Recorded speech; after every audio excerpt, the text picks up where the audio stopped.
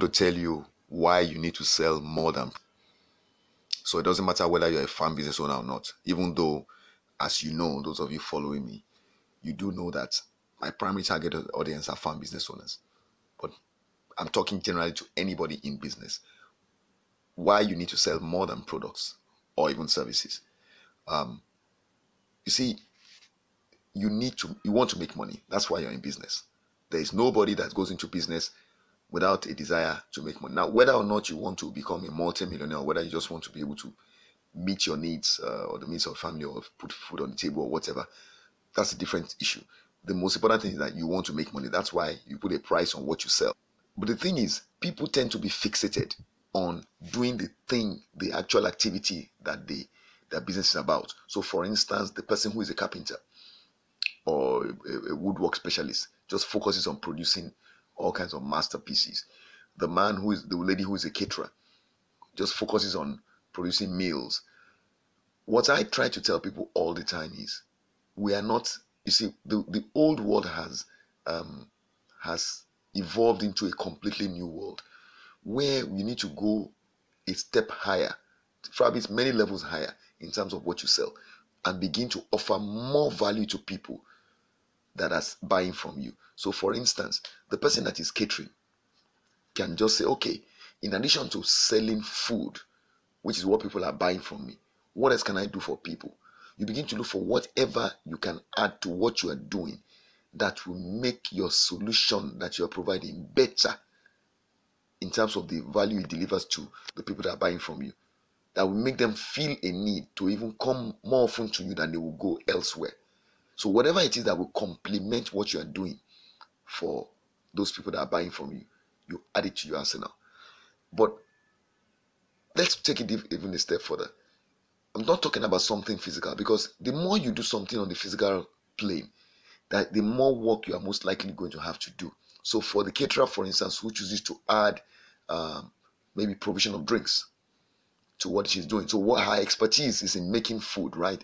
It could be African food, it could be a mixture of African and continental dishes, but she begins to offer drinks as well, on like in terms of deliveries. So apart from delivering food, she offers all kinds of drinks.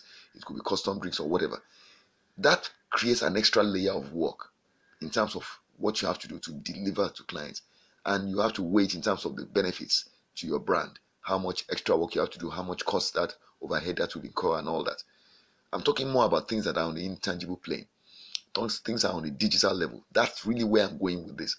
What can you do in the digital realm to boost your income earnings in a manner that helps you to become more profitable? That is what my goal is with this short recording. I want you to think about it and really reflect on what your strengths are, and then think of how you can monetize those strengths. So you have knowledge of this business you are doing. Like I've used creating as an example. What it could be, a farm business owner, whatever it may be, poultry, fishery, whatever, and you're so good at it. What else can you do to make money, but by exploring the opportunities in the digital realm? I'll give you a few examples, and these are based on what I've done with clients. So there's a lady, she had a catfish farm, and we eventually ended up producing a manual for startup entrepreneurs that want to venture into catfish farming.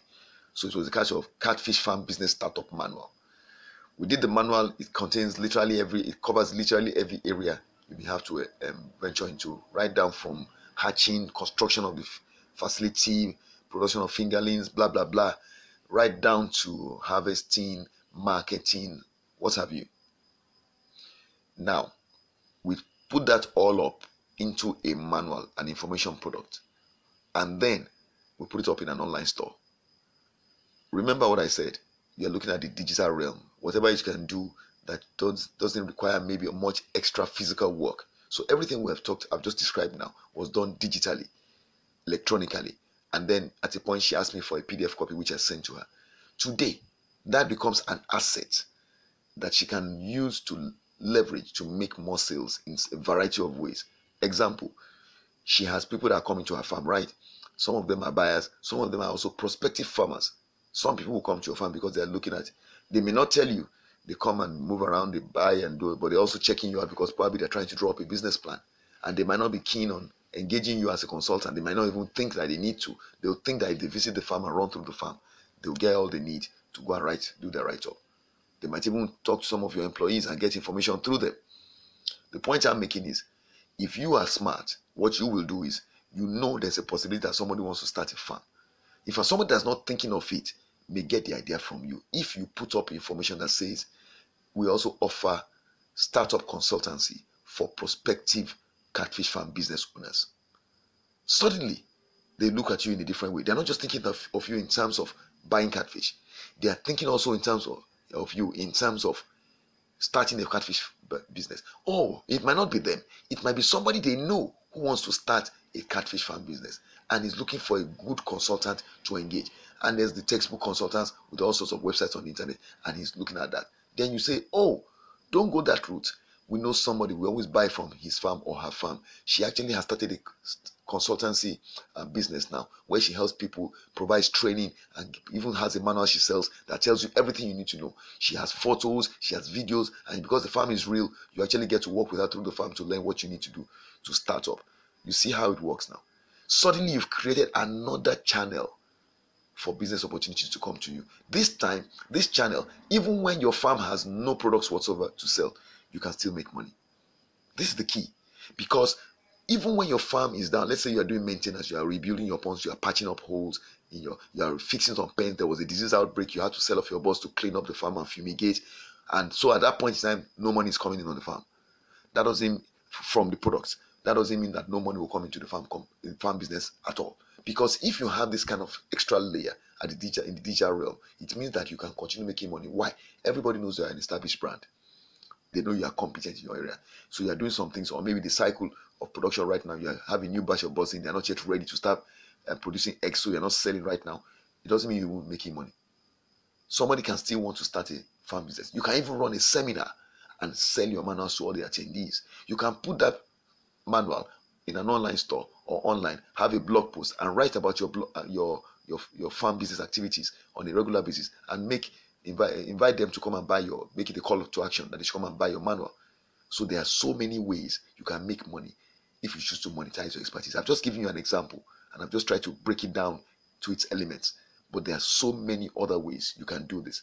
Everything leveraging the web. So the same thing you are doing, however, you now look at it from a different perspective. How do I monetize this knowledge I have, this know-how I have? How do I take it and turn it into money digitally, so that it becomes something that can bring passive income to me? I don't have to actively be awake and moving around on my farm for it to happen. Even on a public holiday, I can make a sale from it. Think about it, an extra 10,000 naira, an extra 20,000, an extra 50,000 naira can come to you. I don't have a farm and I live like this, selling information, selling solutions digitally to people that are interested in farm business. So what I'm telling you works. Because if I don't have a farm and making money from it, then you who have a farm should be making money from it too. It's as simple as that. If you need help making use of these ideas, reach out to me. Let me end this episode by saying this. The reason why I'm focusing literally like 90% of my efforts on creating content on the YouTube platform, and with an emphasis on selling skills, is because I want my farm CEOs to understand that literally every other area of their needs has really been addressed, or is being addressed by a plethora of service providers, consultants, and what have you. Is it in terms of getting to know the different aspects of running your business? There's always some experts, some technical subject matter specialists. They all know it. There's so many people who can tell you how to write business plan, how to start a point, how to build cages and all that, how to set up what's it called, a pig farming unit and all that. But literally no one is talking about selling. And when I say selling, like I said in this episode, not just selling of products and services that you offer on your farm, but also selling of digital solutions, all right? Digital assets that you can create. And that's where I'm coming from. So what I want you to keep in mind is this.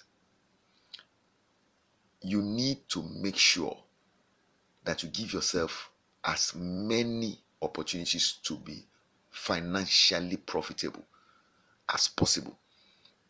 So this is one area where I see a lot of you are leaving money on the table. And what I want to do is to be the one that helps you to close that gap. The thing is, somebody made a point that, oh, give people what they want and not what they need. I agree. I'm already giving people what they want. What is it that they want? They want my software.